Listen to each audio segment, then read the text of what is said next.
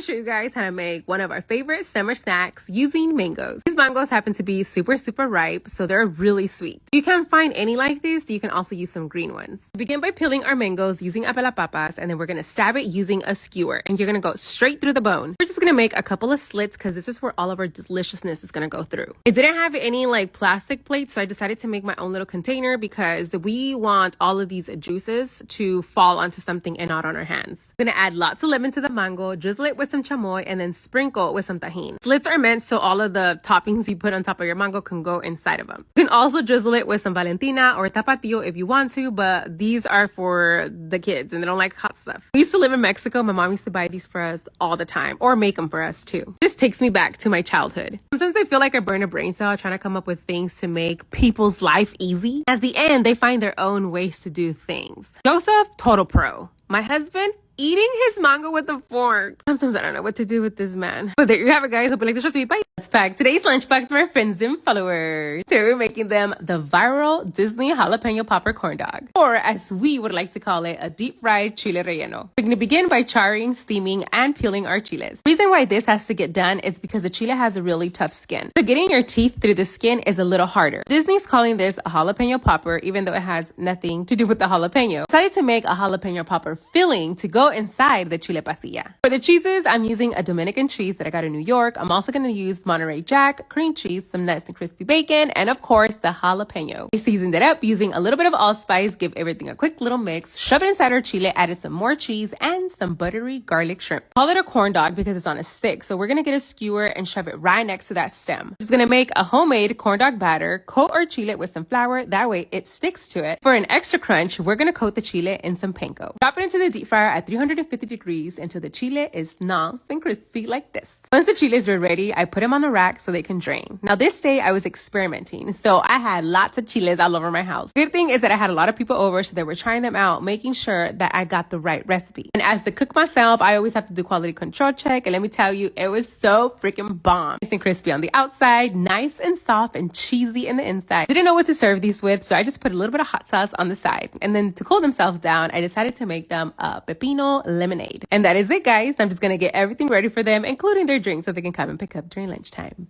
Bye.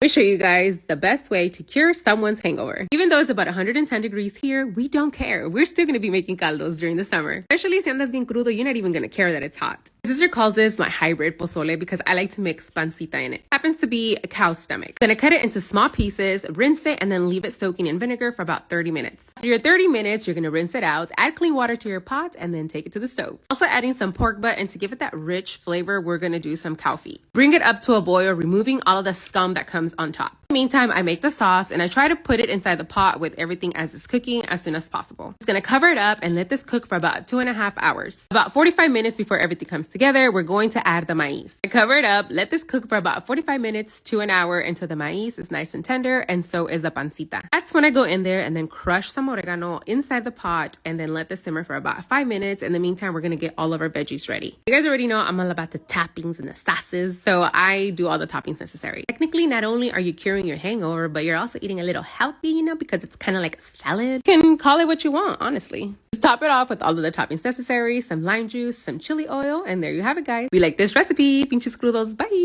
Let's pack today's lunchbox of our friends and followers. It's been a minute since the last time I made a chile relleno because ya estaba hasta la madre. But believe it or not, they are highly requested, and today los voy a consentir with some chile rellenos. I just had to make sure that I had enough eggs because I wasn't about to go to the store and buy any. El chismoso de Franklin came to say hi. I'm gonna begin by charring, peeling, and deseeding all of my chiles. I'm gonna stuff them using queso fresco and some Monterey Jack cheese, and then I'm gonna put 3 toothpicks. That way I know how many toothpicks to take out of every chile. We're gonna coat them in flour to make sure that our egg batter sticks to the chile. Separate our egg yolks, egg whites, beat the egg whites until they have their own area code. Then we add the egg yolks, a pinch of flour. How much is a pinch? A pinch, guys. And then we just slowly fold them in there. At this point, you should have all of your chiles ready because you're frying one after another. You keep your egg batter just sitting there for like 30 minutes to an hour, it's going to deflate. You're gonna dip your chiles, fry them up in some oil, and then drain them. I decided to make my chiles in a tomato sauce, but unfortunately, andaba al 100 y se me olvidó record. To go along with the chile, we're gonna do a little Mexican rice and a simple salad. Their drink that had the option between a soda or a limeade cucumber agua fresca. You already know that everyone chose the agua fresca. That is it, guys. I'm just gonna get everything ready for them, including their drinks, so they can come pick up during lunchtime. Bye. Hey, hey, hey.